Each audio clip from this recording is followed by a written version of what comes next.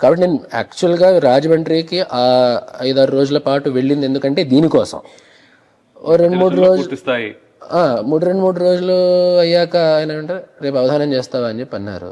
నాకు అసలు అప్పటి మీకు అవధానం పట్ల ఒక అవధానం అంటే తెలుసు, అప్పటికి ఇదంతా అవుతుండింది కదా, సమస్యలు దత్తపదులు అప్పుడప్పుడు ఇవ్వడం వాట్సాప్ లో అదంతా అవుతుండింది.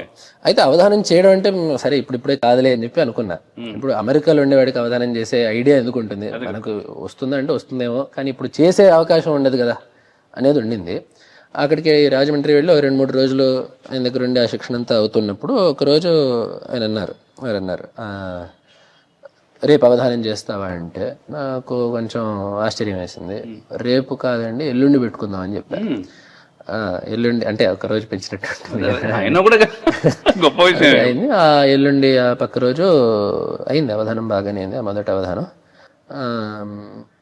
అక్కడి నుంచి ఒక అవధానాలు చేయడం మొదలైంది. సో అవధానం వైపు తిరగడం కానీ లేదా అవధానం చేయడం కానీ ఈ రెండు కూడా చాలా ఆకస్మికంగా జరిగాయి.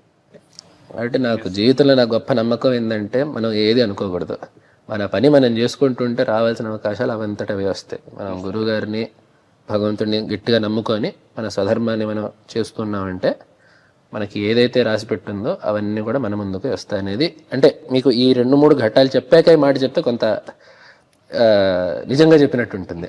కాబట్టి ఇది నా అభిప్రాయం.